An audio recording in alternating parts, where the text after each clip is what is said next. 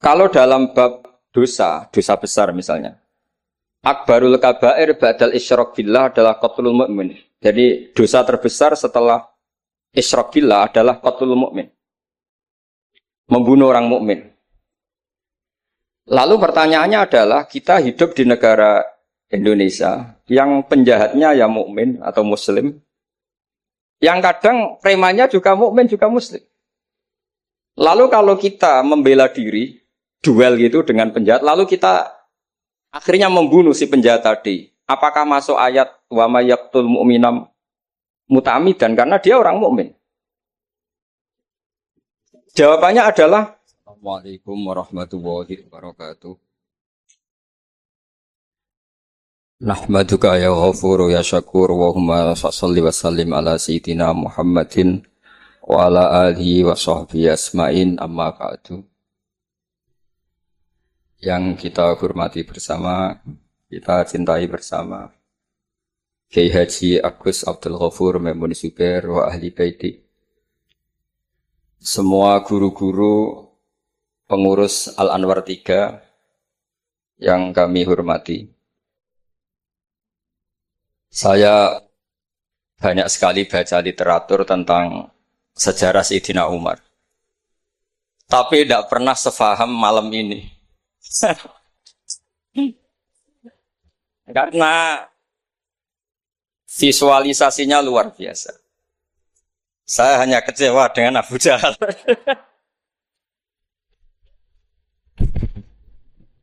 Nah, sopan tadi masa. Jadi itu yang agak salah kalau saya nelihat aktornya itu masa Abu Jahal sopan ngasihkan mic gitu. Jadi saya baru ini benar-benar memahami tentang Tarik Umar. Saya mohon sama Gus Zofur untuk menerjemah semua teks-teks Arab tadi yang jadi dialek dalam drama. Saya tidak tahu apa itu tadi pakai bahasa Fusha, apa Ami, apa Suki, tidak tahu. Yang jelas semuanya percaya diri.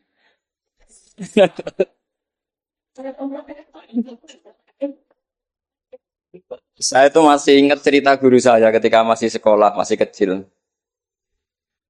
Ada anak baru latihan bahasa Arab mufrodat. Jadi dia taunya kalau yadun itu tangan.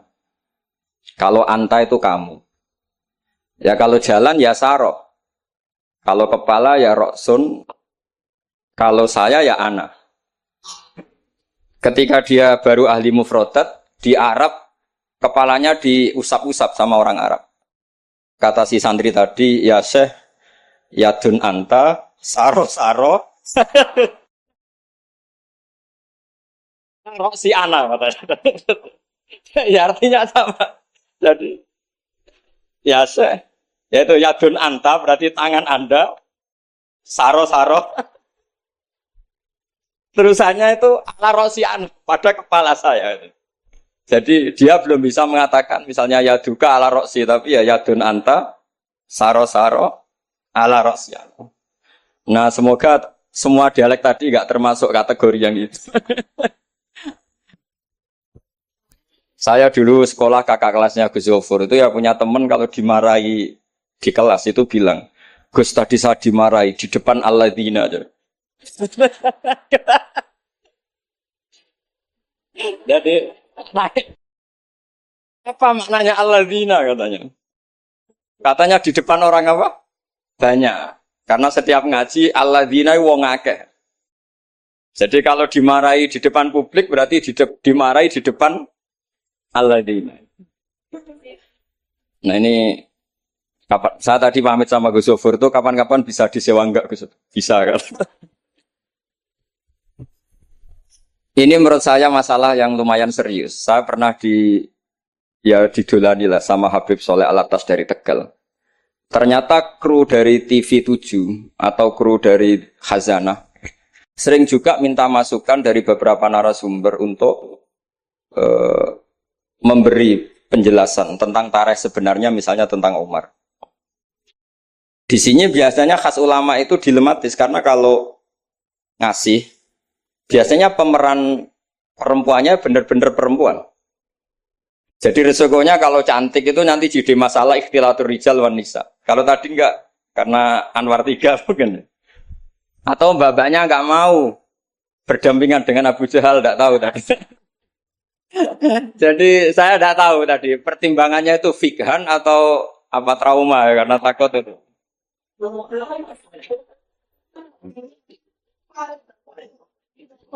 Para adik-adik santri yang saya cintai, saya bersyukur sekali karena saya biasanya nggak pernah mengacara mau itu hasanah ini mutor ya, karena yang merintahkan guru kita yaitu Kiai Haji Agus Abdul Ghafur. Begini, saya punya usul pada anak-anak.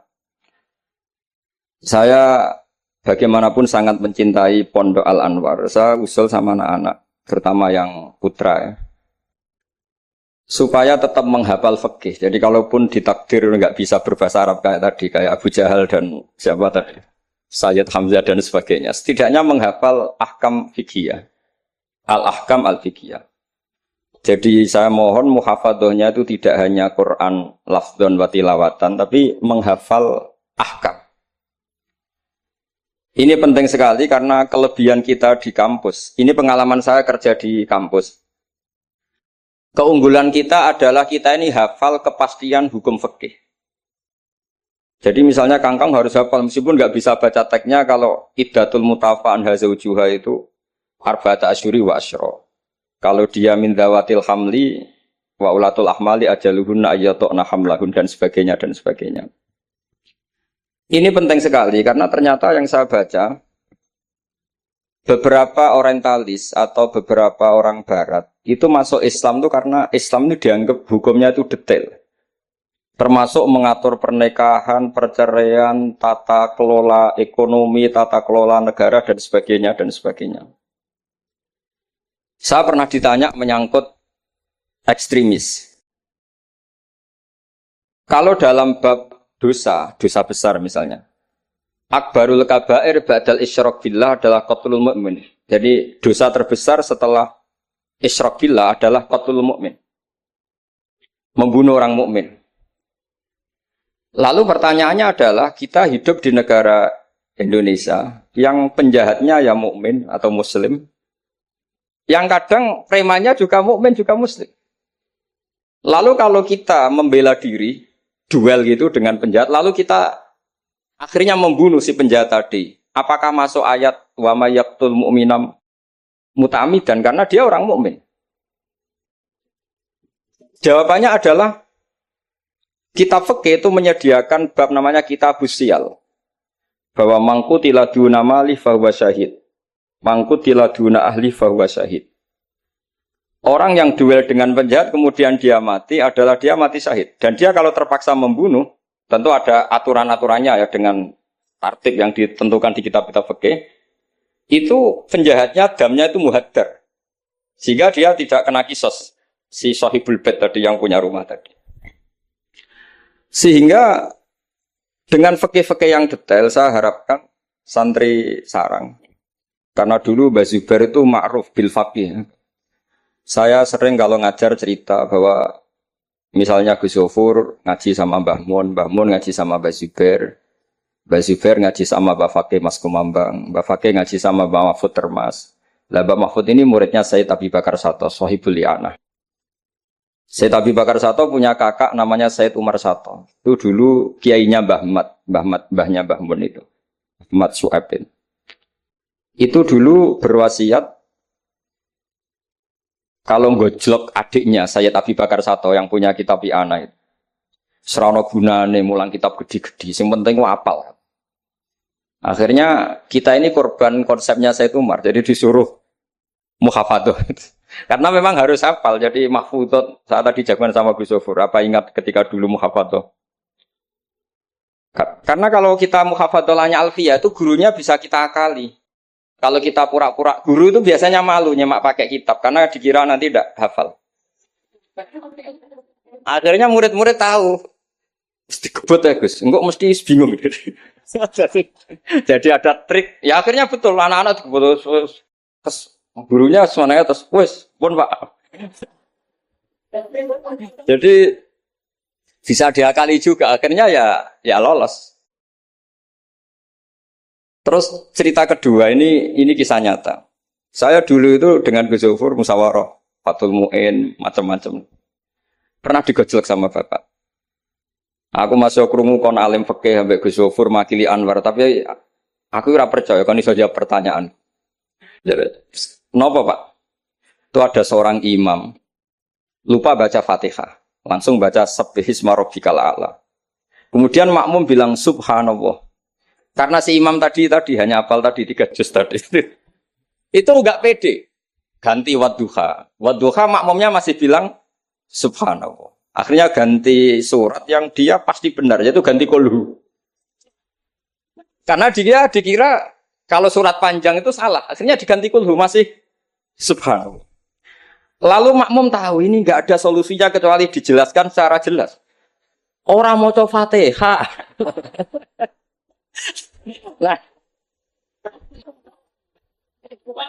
Lah itu fikih kita. Makanya saya berharap nanti Gus Zofur juga ngarang fikih yang seperti ini. Apakah yang seperti itu membatalkan sholatnya makmum? Karena darurat. Hanya subhanallah nggak memahamkan. Dia mau tidak mau harus ngomong. Kalau masalahnya itu tidak baca Fatihah. Nah ini nanti supaya jadi fasul masalahnya Anwar 3 itu kalam ini termasuk membatalkan apa? Tidak. Karena kalau cari padanan ayat Quran tentang Fatihah juga tidak yakin imamnya paham. Misalnya pura-pura baca walaqad atainaka sab'am minal mathani yang artinya Fatihah juga saya yakin imamnya juga gak paham. Jadi ini ada masail-masail fikih yang setelah ditanyakan memang fikih dulu itu tidak memuat. Kita harus kreatif, tapi bukan berarti merasa istihad untuk jawab beberapa pertanyaan. Terus cerita keempat, ini tentang guyonan-guyonan ilmiah. Dulu itu kata Mbah Mun itu sering cerita, dan ini etika modern ya. Kebetulan norma modern dalam dunia akademik seperti ini, yaitu skeptisme. Jadi orang itu harus agak ragu kalau dengan pendapatnya. Ada seorang alim itu yakin kalau orang naik bulan itu tidak mungkin, karena dia percaya dengan teks Al-Qamar itu fisama irrobiah. Tapi kata muridnya, itu Kiai Kudus, semuanya dua-duanya Kiai Kudus, itu Kiai terkenal semua. Kalau menurut muridnya, pokoknya mungkin ya. Orang mungkin, terus dia cerita kola Rasulullah gini, panjang lebar. Itu bantah-bantahan itu sampai 3 jam, sampai dekati fajar. Setelah dekati fajar, kata gurunya, pokoknya coraku gak mungkin. Terus muridnya bilang, alhamdulillah, dia pun bukan apa-apa. Gurunya janggal. Kenapa kamu sekarang taslim, padahal mulai tadi kamu terus bantah saya? Karena guru saya sudah bilang menurut saya. Itu haknya guru, kalau bilang menurut saya. Tadi Anda bilang, Pak Guru bilang kola Rasulullah. Itu Rasulullah itu milik kita semua. Jangan-jangan tafsir guru salah. Makanya saya bantah terus. Jadi itu unik.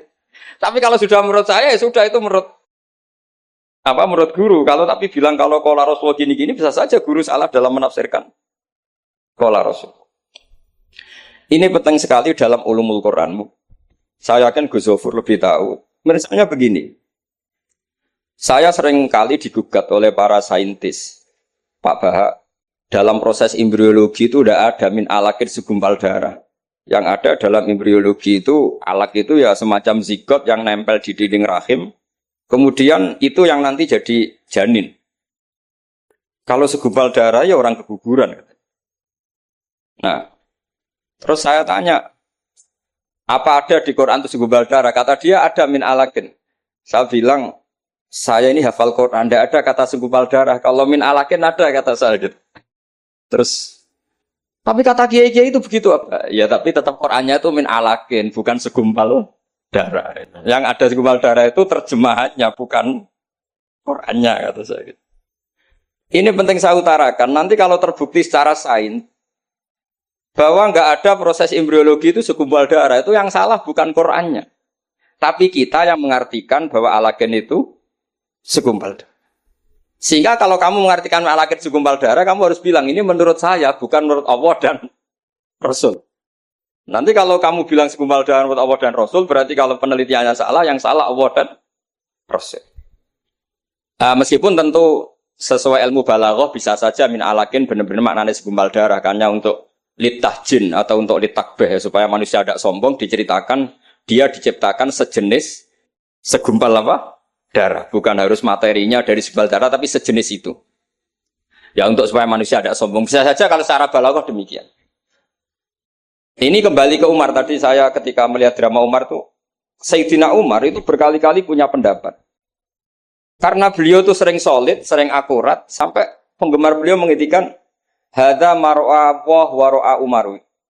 Hadza maro'a Allah wa ro'a Umar. Ini pendapat Allah dan pendapat Umar. Sampai Sayyidina Umar marah besar, la taqulu hadza hukmu wa hukmu Umar, walakin qulu hadza hukmu Umar. In kana shawaban fa min Allah wa in kana khata'an fa min Umar. Kamu jangan mengatakan kalau ini pendapat Allah, tapi katakan pendapat Umar. Jadi kalau benar ya min Allah, kalau salah dari apa? Umar. Tapi sekarang banyak beberapa organisasi ekstrim yang semuanya itu di atas namakan Allah. Mungkin Gus Zofur lebih tahu, lebih ngalami. Orang itu kalau benci seseorang yang kelas nasional, wah itu sudah dihujat, dimaki-maki. Kita yang menemani mereka itu juga dihujat. Wong fasik, wong keliru kok dikancani. Karena pikiran fikihnya adalah kita harus tafrik bainal haqqi wa bainal batil. Harus jelas ada demarkasi mana hak, mana apa? Batil. Itu fikih yang sementara kita pelajari. Sehingga mungkin orang enggak apa ya istilahnya akan menyalahkan lah. Saat kita bertemanan dengan orang yang macam-macam di Jakarta, apalagi orang liberal macam-macam. Tapi kalau sampean ngaji lagi di atas itu, misalnya belajar ilmu tasawuf, kita diajarkan, kalau kamu berteman sama orang dolim, ma tadri madza yuhtamu bih. Orang dolim itu kamu pun tidak tahu madza yuhtamu bih. Jangan-jangan dia yuhtamu bi husnil khotimah. Kamu juga nggak pernah tahu madza tuhtam. Apa kamu nanti tuhtam bi husnil khotimah apa su'il khotimah. Sehingga orang-orang tasawuf itu melihat orang dolim ya tetap hormat. Karena tidak tahu nanti akibatnya jangan-jangan dia husnul khotimah, kita yang su'ul khotimah. Ini penting bagi anak-anak Anwar 3, murid-murid Gus Zofur, sehingga orang-orang alim itu harus kamu beri ruang, meskipun secara zahir berteman orang-orang yang macam-macam. Karena itu ada ilmunya. Kita tidak ngambil sikap itu ada ilmunya. Makanya di kitab Bidayatul Hidayah, beberapa kitab tasawuf diterangkan, kalau kamu melihat orang fasik, jangan-jangan yuhtamu bi husnil khotimah, kamu ndak. Kita ingat cerita Wahsy. Wahsy itu orang yang dilaknati Rasulullah karena qatilu Hamzah. Ketika Nabi aksara min la'nil kuffar, malah nazala qaulu ta'ala laisa laka minal amri apa? Syai'un aw yatuba alaihi. Dalam surat Ahzab ketika Allah mensifati orang munafik, itu masih ada kata wa yu'adzibal munafiqina insya'a. Masih ada kata aw yatuba alaihi. Kemungkinan orang munafik adalah Allah menyiksa mereka insya'a atau memberi tuh. Sehingga banyak ulama, terutama guru kita Syekhina Kiai Maimun Zubair, itu berteman orang macam-macam enggak masalah. Dan kadang-kadang banyak menimbulkan kekecewaan. Ini nanti enggak ada tafrik bainal haqqi wa bainal batil. Nah, saya akan menjelaskan di sini bahwa itu ada ilmunya. Ada ilmunya. Banyak orang sing la'anahu Rasulullah. Bahkan da'a alaihi Rasulullah kayak Wahsy, kayak Khalid bin Walid, kaifa yuflifu qaumun fa'alu bi'ihim hakadha. Zaman itu binabihim hakadha. Yaitu ketika Rasulullah perang Uhud itu syujja wajhu wa kusirat rubaiyatu wa udmiyat lisatu. Ketika Nabi babak belur wajahnya, kata beliau, kaifa yuflihu qaumun fa'alu binabihim hakadha. Tapi apa yang terjadi? Justru Khalid bin Walid itu masuk Islam. Wahsy qatilu Hamzah juga masuk. Sehingga saya meskipun punya sikap, tentu saya sebagai orang punya pilihan gaya hidup. Mungkin saya nggak akrab lah kalau sama misalnya Mas Nusron itu. Tapi kalau Gus Zofur akrab. Tapi saya menghormati, itu pasti ada ilmunya. Saya jaga jarak ya ada ilmunya. Gus Zofur berteman juga ada ilmu. Nah, ini yang saya harapkan dari Anwar 3. Mohon ilmu ini diperkuat. Karena basis terkuat peradaban adalah ilmu. Ilmu menyediakan segalanya. Saya masih ingat Gus Mek Peloso itu akrab sama bapak saya. Karena beliau senang semaan. Kebetulan pendiri semaan Jantiko itu bapak sama Gus Mek. Jamiyah anti koler dulu awalnya. Selama-lama digenti Mantap. Terus di era putra-putranya digenti Zikrul Ghafilin. Itu kalau jagongan sama bapak itu, beliau bilang, intinya begini. Iya, nahi mungkar, kenal era gelem kok nahi mungkar. Oleh proses piye, oleh tarbiyah piye kenal era gelem. Meskipun tentu anak-anak tidak saya sarankan seperti Gusme, karena jadab Anda tidak mesti sukses kayak Gusme. Itu kan resiko. Karena untuk sukses itu butuh keramat, butuh macam-macam lah. Kalau sampean latihan gitu pasti ditangkap keamanan itu. Karena itu masalah gitu kalau di pondok masalah. Tapi apapun itu, kita punya cukup khazanah ilmiah untuk melihat itu. Saya berkali-kali kalau acara di pondok Hajan sering bilang, berteman orang fasik itu tidak boleh. Wa ingkana dasarin fajan ibu suratan. Kalau berteman orang fasik itu nggak boleh karena nanti ketularan fasik. Tapi kalau dibalik, pertanyaannya dibalik. Mbah niki membina orang fasik. Dan di antara membina tentu prosesnya itu berkawan macam-macam. Kalau dibalik itu menjadi haram apa halal? Bukan dibahasakan berteman orang fasik, tapi membina orang fasik. Ini penting saya utarakan karena khazanah kita itu banyak. Saya berharap ulumul Quran di sini sampai yang seperti itu. Saya beberapa kali belajar kitab Hayatus Sahabah. Di situ ada satu aplikasi Ahkam Al-Quran, baik yang fiqhud dakwah maupun fiqhul ahkam. Saya di situ yang paling saya kenang adalah cerita-cerita misalnya termasuk yang dikutip Habib Zain bin Sumit dalam kitab Al-Manhajus Sawi. Suatu saat ada ustadz, saking semangatnya nahi mungkar karena si Harun Rasid sering salah, didatangin. Kata si ustadz tadi, inni nasihun lak, famusyaddidun alika, fala tajidanna fi nafsika aliyya syai'an. Saya akan memberi nasihat Anda, tapi saya agak ekstrim, agak keras. Mohon kamu jangan tersinggung, Anda jangan tersinggung. Anda ya Amirul Mukminin jangan tersinggung. Tapi apa kata Amirul Mukminin Harun Ar-Rasyid? Uskut ya jahil. Kamu ustadz bodoh kata itu. Terus fa inna Allaha ta'ala qad arsala man huwa khairun minka ila man huwa syarrun minni. Ini saya terpaksa bahasa Arab karena tadi takut kalah sama Abu Jahal tadi. Jadi ini mohon sekali ini kompetisi. Jadi kalau Abu Jahal saja bisa bahasa Arab, masa saya kiai tidak bisa bahasa Arab. Jadi saya tadi itu ya kan di Abu Jahal saja bisa bahasa Arab. Fasih lagi tadi. Yang saya kecewa dia sopan ngasihkan mic tadi. Duduknya sudah benar gak sopan tadi. Sudah benar jadi memerankan Abu Jahal memang harus gak sopan. Tapi semoga berakhir nanti diteruskan jadi Abu Jahal repot. Nah ini kata Harun Ar-Rasyid. Inna Allaha ta'ala qad arsala man huwa khairum minka ila man huwa syarrun minni. Wa ma'a dzalika qala ta'ala faqula lahu qawlan layyinan la'allahu yatadzakkaru aw yakhsha. Tentu kita tahu Allah mengutus Musa dan Harun atau Musa saja yang populer. Musa itu man huwa khairun minka, tentu Musa itu lebih baik ketimbang Anda. Ila man huwa syarrun minni, tentu Fir'aun itu lebih buruk ketimbang saya. Itu saja masih ada aturan faqula lahu qawlan layyinan. Kamu harus ngomong yang halus. Kok kamu dakwahi saya mau pakai kasar? Akhirnya si Fasakata tadi yang gurunya langsung yang ustadz tadi langsung diam dan ngakui kalau Harun Ar-Rasyid lebih alim ketimbang dia. Nah saya harapkan nanti ulumul Quran di setai 3 itu tidak sekedar mengenali mufrodat, tapi mengenali makna terjemah, juga makna yang bisa disimpulkan dari ayat-ayat Qur'aniyah.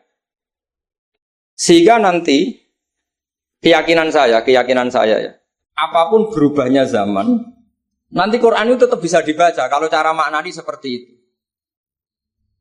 Tapi kalau Anda maknani mufrodat, resikonya adalah mufrodat yang disebut itu kadang sudah tidak ada. Yaitu tadi misalnya wal khayla wal biwala wal hamira litarukabuha wazina. Tentu sekarang kita naik Innova, kita naik mobil, bukan naik khayl, bukan naik biwala. Tapi kalau dimaknani secara tadi, pokoknya ada markup, ada tunggangan yang kita naiki, ada tunggangan. Dan kalau kita dapat nikmat tunggangan itu, kemudian kita syukur, litaslahu ala duhuri, ya yang penting sumatat guru ni'mata rabbikum. Ini penting saya aturkan karena saya berkali-kali berdebat juga. Kalau di kota itu kan ada dialog. Bahkan ini mungkin Gus Zofur lebih tahu ya, saya pernah UII itu pernah disurati sama Masjid Mujahidin Indonesia. Di situ diterangkan kalau sekian terjemahan Kemenak itu salah sekian, miliknya UI salah sekian. Di antara yang diundang itu saya, dianggap makili UII. Tapi apa yang terjadi? Mereka itu karena maknani itu pakai mufrodat, tidak mau pakai ilmu balaghah, tidak mau pakai analisis-analisis yang harusnya terjadi dalam ulumul Quran. Saya punya contoh demikian. Saya sering belajar kitab namanya Kitab Ar-Risalah, karangannya Imam Syafi'i ketika sering surat-suratan sama Abdurrahman bin Mahdi. Kata Imam Syafi'i, Quran itu lisanul Arabi, dan lisanul Arabi itu awsa'ul lisanan, lisan yang paling luas. Sehingga ketika beliau ditanya, kenapa Anda mewajibkan tolabul ma', mencari air, ketika orang harus tayamum di perjalanan? Terus Imam Syafi'i menjawab, falam tajidu ma'an. Kemudian kalian tidak menemukan air. Itu baru fatayammamu sha'idan thayyiban. Beliau dengan enteng mengatakan, la yuqalu liman lam yatlub lam yajid. Orang yang belum pernah mencari tentu tidak bisa dikatakan tidak menemukan, tapi tidak tahu namanya. Jadi kalau dikatakan tidak menemukan, pasti ba'da sabqit tolab, setelah mencari. Kalau belum mencari kok mestinya tidak tahu, bukan bisa dibahasakan tidak menemukan. Nah, saya berharap anak-anak ini karena ditunggui Mbah Mun yang ma'ruf dengan tafsirnya Gus Zofur. Nah, Mbah Mun itu murid Said Alawi. Said Alawi punya karangan Takirat Saidul Khobir yang di Said Alawi dengan Habib Abdurrahman Al-Musawa kalau tidak salah. Yang nyarain agamanya Syekh Zamzami. Dulu saya belajar itu juga sama Gus Zofur karena dulu yang ngajar Mbah Mun sendiri. Saya juga sering menerima keluhannya Gus Zofur di Jakarta, di mana-mana orang analisis Quran itu tidak pakai ilmu balaghah. Ini repot sekali. Karena kalau kita tidak pakai balaghah, maka al-adat yufidul hasra. Kalau dalam kaidah usul fikih, al-adat la yufidul hasra. Ketika Allah pakai kata hitungan, itu belum pasti hasr. Jadi taruh saja misalnya begini, ini yang kisah nyata dalam hadis sahih. Ketika Rasulullah itu memintakan maaf sama orang munafik, terus kata Allah mengingatkan, in tastaghfir lahum sab'ina marratan fala yaghfirullahu lahum. Kata Nabi, jika 70 tidak bisa dimaafkan, wa sa'azidu ala sab'in. Ya sudah, saya tambahi lebih dari 70. Ternyata sama Allah didhawuhi, maksudnya tidak gitu. Kamu mintakan ampun untuk orang munafik maupun tidak, sama-sama tidak, saya ampuni. Sehingga terus ada kaidah, al-adat la yufidul hasra. Ini penting dalam ulumul hadis atau ulum usul fikih. Karena kalau nuruti adat, Nabi sering dawuh misalnya, man sholal bardan dakhalal jannah. Orang yang sholat pada waktu dua dingin, yaitu subuh dan asar, dakhalal. Terus kamu mau tidak sholat zuhur misalnya, dan sebagainya, dan sebagainya. Nabi sering menyebut kebenaran, misalnya kebaikan adalah ini. Terus kamu tidak akan melakukan kebaikan yang lain, tentu tidak mungkin. Ini masalah-masalah yang menurut saya serius semenjak ada banyak ormas-ormas yang sidik-sidik katanya kembali ke Quran dan apa? Hadis. Itu tapi kalau guyonannya orang-orang pesantren, ya kamu saja yang kembali. Karena keluar Anda terlalu jauh. Kalau kita tidak perlu kembali, wong sudah di dalam katanya. Yang keluyuran kemana-mana kan kamu. Kalau kita tidak pernah kemana-mana. Jadi ngapain kita yang kembali? Anda saja yang apa? Kembali. Jadi ini penting ya, penting sekali. Karena pengalaman saya di Jogja, pengalaman saya di Jakarta ketemu orang macam-macam itu, memang pernah ya di Jakarta pernah ada satu acara.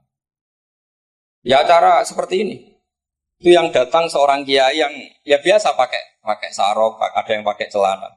Itu pas mulai pegang mic ada separuh hadirin keluar. Alasannya gampang. Belum enggak pakai sunah Rasul. Karena kiainya enggak cingkrang.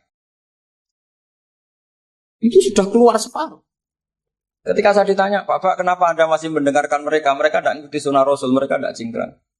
Kata saya gini, Rasulullah itu hafal Quran. Dan kebetulan saya hafal. Jadi saya sudah mengikuti sunnah Rasul. Jadi kalau Anda ingin sunnah Rasul kayak saya harus hafal Quran. Kalau motong celana itu gampang. Kalau motong celana itu gampang. Itu kan murah sekali dan mudah. Itu mikir dia. Ternyata mereka bilang sunnah Rasul itu hanya jenggot, cingkrang, wayoh biar ada tambahnya itu kan. itu Nah ini saya tantang anak-anak Anwar 3 supaya ngikuti sunnah Rasul yang keren, yang tantangannya berat, yaitu hafal berapa Gus tadi 3 juz itu. Itu saya tuh sering protes sama anak-anak. Itu nanti kalau ketemu malaikat Jibril, Anda dianggap mengikhtisar Quran. Masa Quran 30 juz jadi 3 juz. Itu kan kayak kitab Mukhtasar Jiddan, jadi dari kitab besar terus diringkes. Saya tidak bisa membayangkan kalau Anda nanti ditanya malaikat Jibril, kenapa Quran satu turunkan 30 juz jadi 3 juz. Ya tapi karena ya itu tadi, karena saya yakin Gus Zofur orang alim itu tadi kaidahnya itu malayudrokukullu, layudrokukullu. Kalau nggak bisa semua jangan sama sekali. Ini sekedar pengalaman untuk anak-anak. Kalau di pondok Quran itu sampai deres kulhu itu buatan berani. Karena dikira kayak sudah sampai 30 juz. Memang pondok Quran itu unik. Anak-anak itu bisa lanya 2 juz 12, juz 13. Tapi juz amma itu tidak hafal. Karena ketika menghafalkan itu tidak kober ngapalkan yang juz amma. Memang hafal betul juz 7, juz 8. Tapi juz amma kadang nggak bisa, wadduha kadang nggak bisa. Ngimami terawih kadang nggak bisa dia karena dia besar kober karena ngapalkan Quran itu kan berat. Karena suatu saat saya itu tahlil jajar santrinya bapak. Dia tahlil kulhu. Ojo tahlil kulhu. Itu juz 30, koyo apal 30 saja gitu. Jadi untuk baca kulhu itu memang harus urut setelah melewati juz 1, juz 2 sampai juz 3. Sampai seperti itu. Gayane maca kulhu kayak wis apal juz 30. Sehingga di pondok Quran tuh enggak ada yang berani terus juz 30 karena kesannya kan sudah. Iya, jadi itu tradisi yang mungkin ya mungkin beda itu. Saya sendiri juga agak seneng kalau ada santri kok terus juz 30 itu kok melete loh kok sudah. Nah ternyata di sini saya ketemu santri-santri yang jurus juz 30 terus ini. Wah ini menurut saya ini agak masalah dalam tradisi saya ya, dalam tradisi kami. Jadi ya itu tadi karena cara pandangnya beda. Jadi cara pandangnya beda.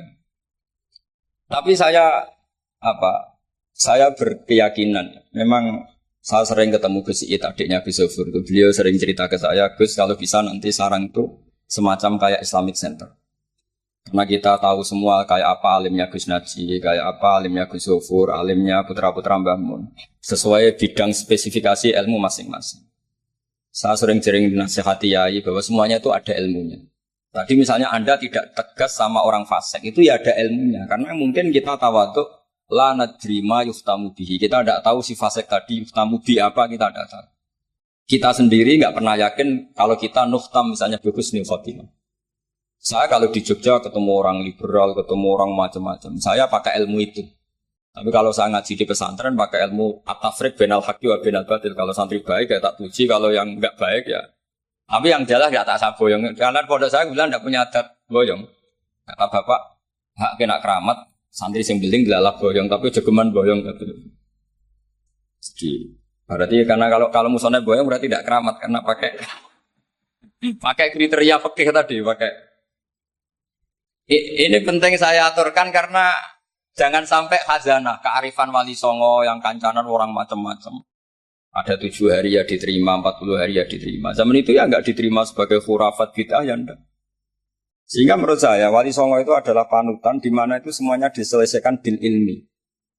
Bukan karena emosi aksi reaksi itu enggak, semuanya bil ilmi.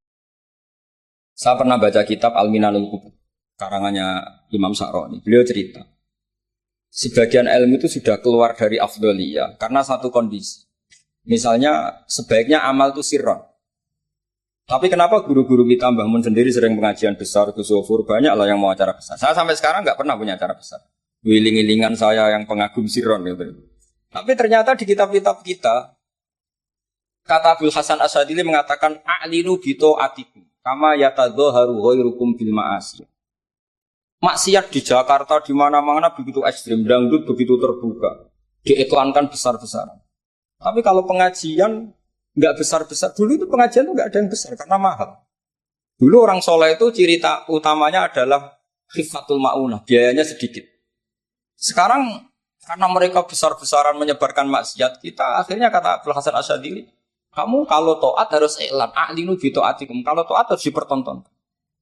Sehingga seneng saya misalnya tadi dipertontonkan anak-anak ahli bahasa Arab sampai Abu Jahalnya saja bisa.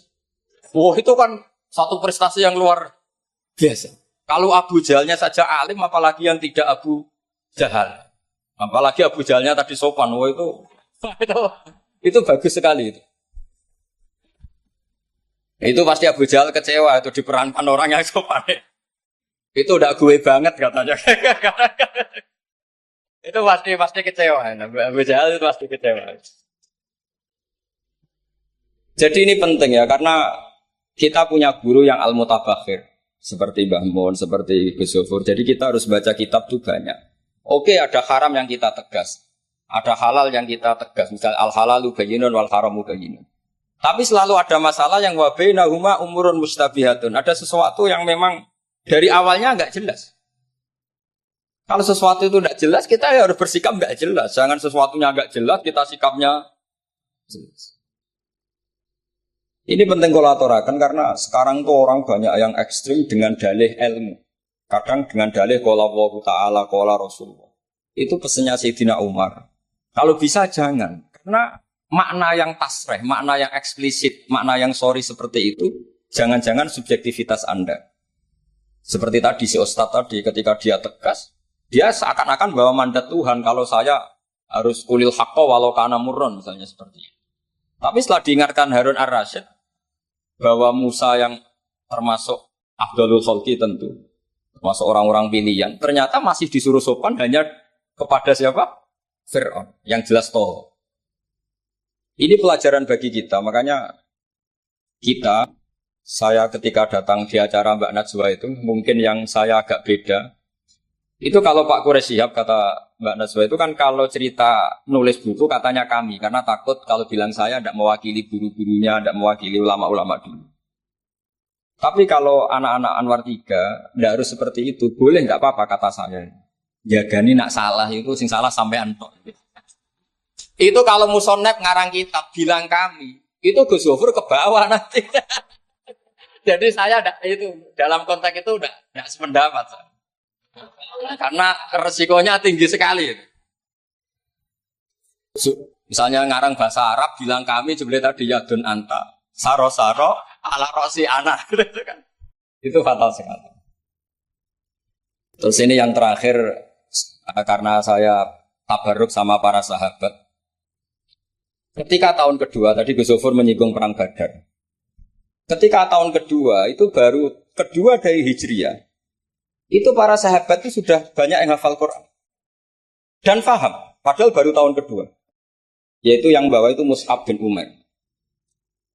Itu ketika Rasulullah mau perang Badar dan istasyarah, meminta musyawarah sama orang-orang Ansor. Istasyarah Ansor.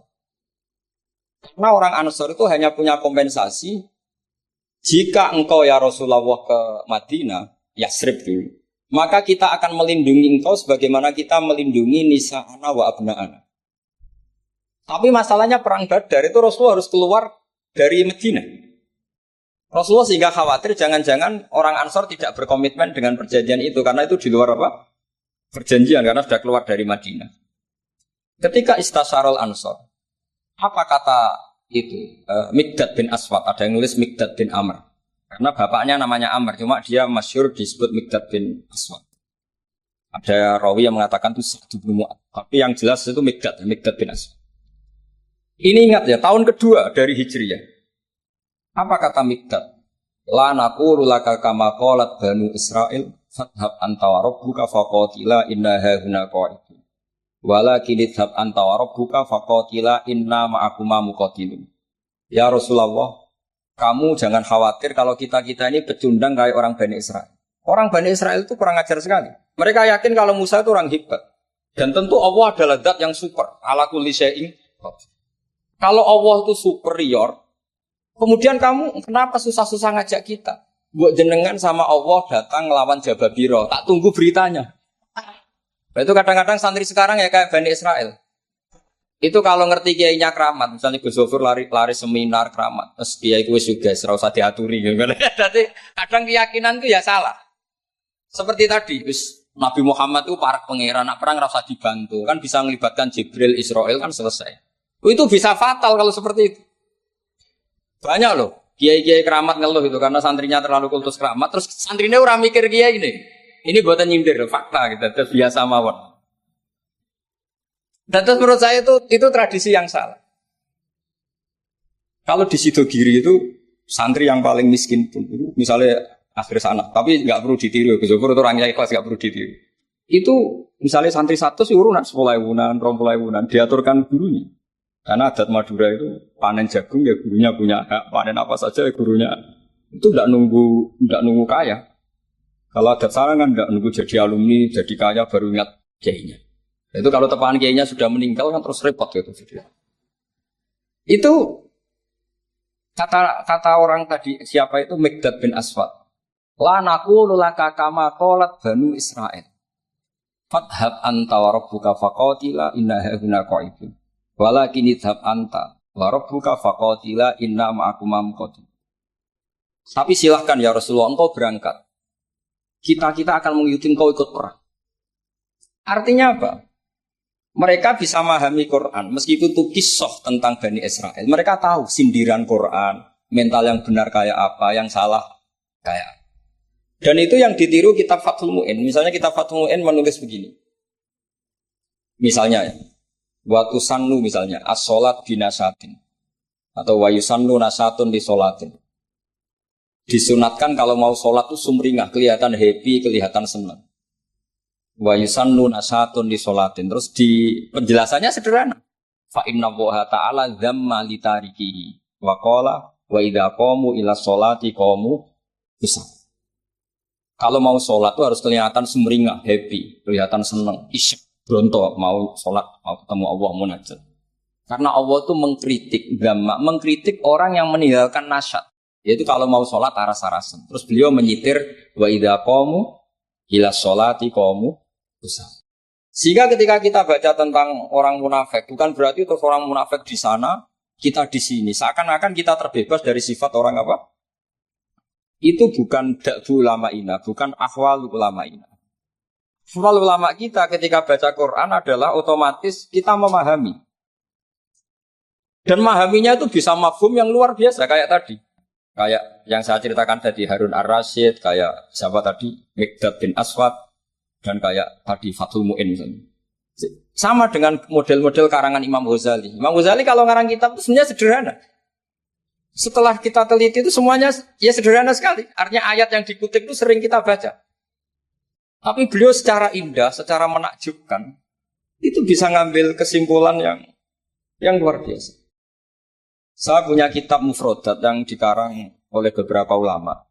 Dan beliau cerita tentang kehebatan Sayyidina Ali dalam menafsirkan Quran. Kata Sayyidina Ali, saya tidak bisa membayangkan dahsyatnya angin ketika mengobrak-ngabrik kaum Mu'ad.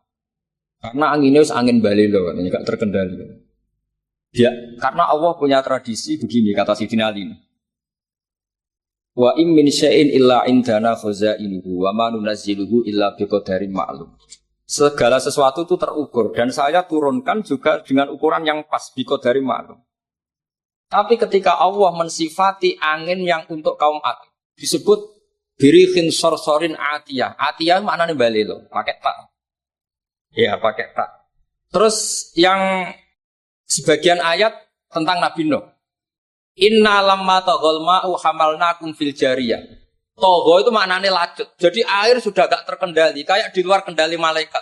Sudah togho, sudah balelo. Saking balelonya yang main hantam saja, kata Sayyidina Ali. Sehingga dua ayat ini menunjukkan betapa dahsyatnya banjir karena diredaksikan taghal ma'. Begitu juga betapa dasarnya angin karena disebut dirihin sorsorin atiyah. Jadi yang namanya atiyah itu pakai tok ya. Ini ain tok ya. Ini yang pakai apa? Ain alif ta.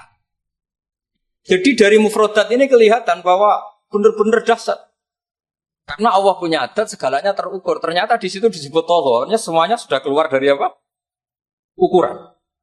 Ini saya mohon sekali karena anak-anak Anwar 3 ini menangi Mbah Mun, menangi Gus Zufur. Saya sendiri diminta beliau bantu ngajar di sini. Jadi saya mohon sekali karena ini banyak apa ya banyak ya nabi al ilmi lah, banyak sumber-sumber ilmu. Tolong sekali dimanfaatkan yang baik. Terutama anak-anak yang di muhadharah ini kajian-kajian fikihnya itu harus dihafalkan. Karena hafal ini sanad kita. Dulu Mbah Mat itu ngaji sama Said Umar, kakaknya Said Abi Bakar Sato. Memang semua kitab itu harus mahfudz, harus dihafal. Saya sendiri dengan Gus Zufur itu yang mendapat barokah muhafadzah zaman sekolah. Dulu kalau nggak muhafadzah itu nggak naik. Tapi ya dulu bisa diakali ternyata itu. Dulu Mbak Fakih itu ahlinya Faati. Jadi kalau ada orang anak nggak naik ditanya. Song kena ramuga pening di gitu terminal bah. Ngoten niku Mbak Fakih terus diunggahno. Kata beliau, nak nganti ning terminal dadi wong nakal aku sing kedosan. Mergo tadi mayu adi ilal haram nggih. Haram. Sehingga dulu masyhur. Kalau anak-anak ndak naik itu sudah kong kali kong. Oh nak takoki muni ning terminal yo.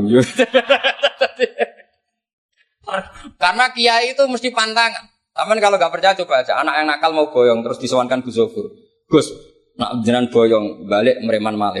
Mikir, mesti kiai itu mikir. Tapi jangan pakai loh. Ini kan cerita dulu. Sehingga anak-anak yang nggak muhafadzah itu mesti ada yang anak-anak lugu ditanya bapak. Kalau nggak naik ning dicong ini, masya Allah, alhamdulillah. Ya orang munggah tenang. Jadi cara pandang kiai itu unik. Makanya ilmunya kiai susah dianalisis ini karena unik. Ya seperti itu. Ya saya harap ilmu ini nggak jadi apa ya, nggak jadi masalah bagi anda. Terus nanti anda menteror Pak Musonef. Awas Pak Musonef, nah aku ramuga yang terminal. Wah, udah bisa. Ya saya kira demikian, semoga manfaat. Terus kalau ning ngapunten sanget sudah berbiasa, mboten saged kalau acara-acara pidato mboten saged. Nek ngaji kula biasa. Nek ngaji rak ngerpek. Wonten kitabe terus maca. Tapi kalau seperti ini tuh temanya jadi bias. Tapi ya semoga tadi barokahnya Sayyidina Umar tadi kok. Saya jadi malu itu karena tadi Abu Jahal kok fase gitu. Saya itu masih. Ya monggo doa bareng-bareng ya mugi-mugi pondok ini pondok sing mubarokan sing nafi'an ummati Rasulillah nasihan lillahi wa li rasulihi wa li kitabi wa li aimatil muslimina wa amatihim. Al-Fatihah.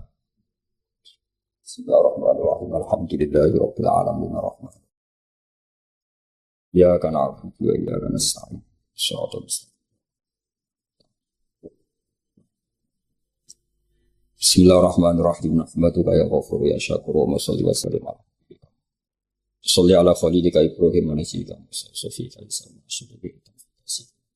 wa sholli ala anbiya'ika wa rasulika